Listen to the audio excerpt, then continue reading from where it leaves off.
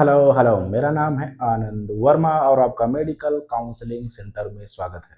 तो आज हम बात करने वाले हैं अपने एससी एंड एसटी कैटेगरी के दोस्तों से।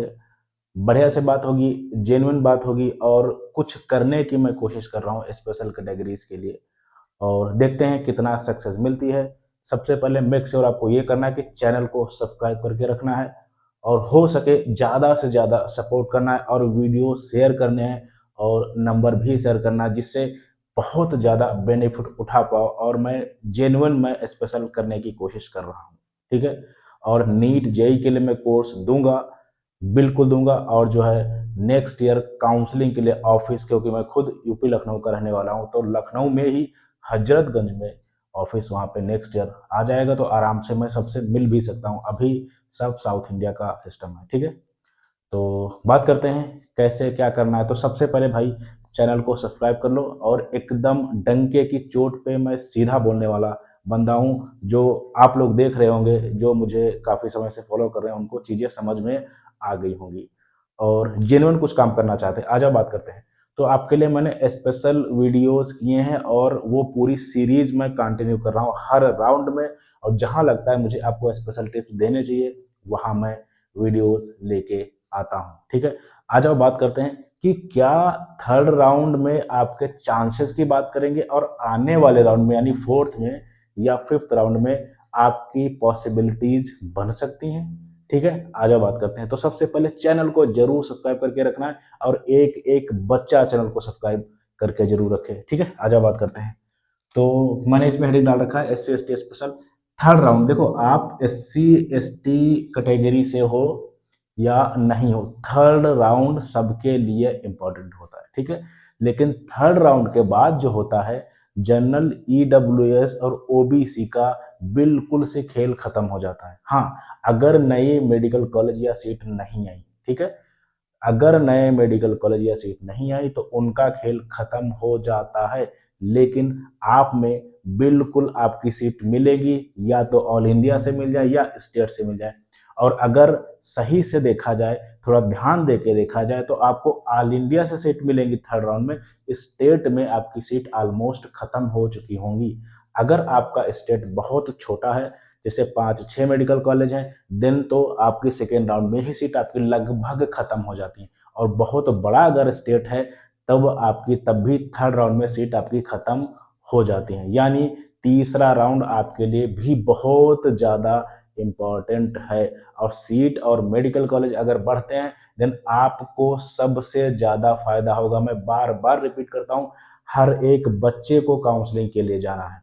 काउंसलिंग के लिए जरूर जाओ, क्योंकि जितने ज्यादा स्कैम सारा कुछ और सब बॉर्डर लाइन स्टूडेंट्स के साथ होता है। जैसे आपके नंबर है 400, आपको लगता है यार मेरा तो सिलेक्शन होगा नहीं, क्यों काउंसलिंग में जाए, ऐसा वैसा करके। तो भाई जिस आपके साथ ही फ्रॉड होता है, आपको पता ही नहीं चलता। देखो, जिसकी रैंक 20,000 है, जिसकी रैंक 25,000 है, वो तो कोर्ट में केस कर देगा, तो उसको तो सीट देनी ही देनी पड़ेगी। आप लोग संतुष्टि करके ये बैठ जाते हो, अरे मेरा तो होगा नहीं, हुआ ही नहीं होगा।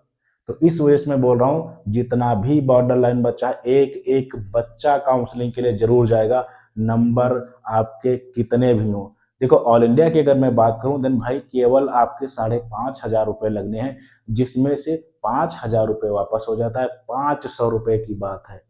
अपने आप अगर काउंसलिंग करते हो तो सिर्फ 500 रुपये की बात है, बिल्कुल कर सकते हो। काउंसलिंग करने जाओ और कॉलेज मिल गया तो मजा ही आ जाएगा। और अगर नहीं भी मिला, देखो मैं यहाँ पे आपको ध्यान रखना है, मैं चांस की बात कर रहा हूँ, मैं ये बिल्कुल भी नहीं बोल रहा हूँ कि हो ही जाएगा। ठीक है। आपको ये इतनी चीजें बिल्कुल समझ में आती होंगी कि सेफ रैंक आपकी होती है 1 लाख 1.5 लाख, अगर ऑल इंडिया से बात करें 150, 160, 170। लेकिन इसके बाद जितनी भी रैंक है, वो कट ऑफ, मतलब मैं चांस की बात कर रहा हूँ, या स्टेट या ऑल इंडिया। ध्यान रखना, सेफ मैं ही बिल्कुल भी नहीं बोल रहा हूँ। ठीक है। तो आपको तीसरे राउंड में या जो नए रजिस्ट्रेशन होते हैं, वहां भी काउंसलिंग के लिए जाना है। काउंसलिंग के लिए जरूर जाओ। तीसरा राउंड आपके लिए बहुत ज्यादा इंपॉर्टेंट है। अब फोर्थ राउंड की अगर बात करें या फिफ्थ राउंड की मैं बात करूं, तो अगर सीट आई, ठीक है, तो आपके चांसेस अन्य कैटेगरीज की अपेक्षा ज्यादा हैं चौथे राउंड में यानी स्टे राउंड में, एंड आने वाले हमारे जो पांचवें राउंड में यानी स्पेशल स्टे राउंड में। ठीक है। तो बिल्कुल एक एक बच्चा काउंसलिंग के लिए जाएगा और थर्ड राउंड की मैंने बात करी कि आपके लिए बहुत ज़्यादा इंपॉर्टेंट है। जनरल ईडब्ल्यूएस ओबीसी की बात करें, इनकी ऑलमोस्ट सीट खत्म हो जाती है चौथे पांचवें राउंड में। एससी एसटी में ज़्यादा चांसेस होते हैं जनरल ईडब्ल्यूएस ओबीसी के बच्चे आने वाले राउंड में, और आपको स्टे राउंड में या स्ट्रे या स्पेशल स्टे राउंड में आपके चांसेस हैं। मैं यहाँ पे चांसेस बोल रहा हूँ, मैं ये नहीं बोल रहा हूँ कि हो ही जाएगा। और आपको एक काम करना है कि दोनों जगह से करना है, ऑल इंडिया और स्टेट दोनों से काउंसलिंग। और आपको, अगर आप बॉर्डर लाइन स्टूडेंट्स हो, आपको प्लान बी के लिए भी काम करना है। जैसे जैसे आप एमबीबीएस का सोच रहे हो कि हम नहीं, मैं मेरा टारगेट एमबीबीएस है, आपको क्या करना है? अगर आपकी रैंक 2 लाख, 2.5 लाख, 3 लाख, 4 लाख डिपेंड करता है, क्योंकि कुछ स्टेट ऐसे हैं, जैसे यूपी की बात करूँ तो 2 लाख, 2.5 लाख, 2 लाख ऐसी चीज़ें हो जाती हैं। ठीक है, तो मैं आपको आपको बता रहा हूँ, अगर आप बॉर्डर लाइन हो और अपने स्टेट की कट आप देख ही रहे होगे, ठीक है, तो उसमें आपको ध्यान ये रखना है कि आपको अदर कोर्स के लिए भी कोशिश करनी है। कोशिश करने का मतलब है, जैसे आप बीएमएस लेके तब एमबीबीएस की काउंसलिंग कराओ, आप बीएचएमएस लेके तब एमबीबीएस की काउंसलिंग कराओ, आप बीडीएस लेके तब एमबीबीएस की काउंसलिंग कराओ। ऐसे कोर्स लेके काउंसलिंग कराना है। और अगर आपको लगता है कि नहीं, बिल्कुल मुझे केवल एमबीबीएस चाहिए, देन आप काउंसलिंग भी करते रहो और साथ में पढ़ते भी रहो। ठीक है, क्योंकि देखो, आप अगर देखो नेक्स्ट ईयर क्या होता है नहीं पता, क्योंकि बहुत ज़्यादा चीज़ें इस बार देख ही रहे हो, 20-20, 25-25 बार शेड्यूल आपके पोस्टपोन हुए हैं। तो मेरे हिसाब से आपको बीएमएस लेके या बीएचएमएस लेके या बीडीएस लेके तब पढ़ाई भी कर सकते हो, और काउंसलिंग तो करनी ही करनी है। और अगर आपको लगता है नहीं, मेरा टारगेट सिर्फ एमबीबीएस है, तब भी आपको काउंसलिंग के लिए जाना है। ठीक है, और उसके बाद में आप अपना जो है पढ़ते भी रहो। आप मेरी बात समझ रहे हो? और प्लान बी में मैं इसको भी देता हूँ, जैसे आप जो है एमबीबीएस की काउंसलिंग कर रहे हो, और अगर आपके पास बजट बन रहा है, देन सेमी के लिए चले जाओ, और अगर आपके पास बजट बन रहा है, देन प्राइवेट कॉलेज के लिए भी आप जा सकते हो। यानी प्लान बी आपको जरूर रखना है, वो चाहे प्राइवेट मेडिकल कॉलेज के लिए हो, चाहे सेमी गवर्नमेंट के लिए हो, चाहे वेटनरी के लिए हो, चाहे बीएमएस, चाहे बीएचएमएस, किसी के लिए, अगर आप बॉर्डर लाइन हो। और इतना खुल के, इतना डायरेक्ट, इतना सीधा आपसे कोई नहीं बोलेगा। ठीक है, बिल्कुल अच्छे से पढ़ो, बढ़िया से डॉक्टर बन के आओ। मुझे भी खुशी हो। Thank you very much.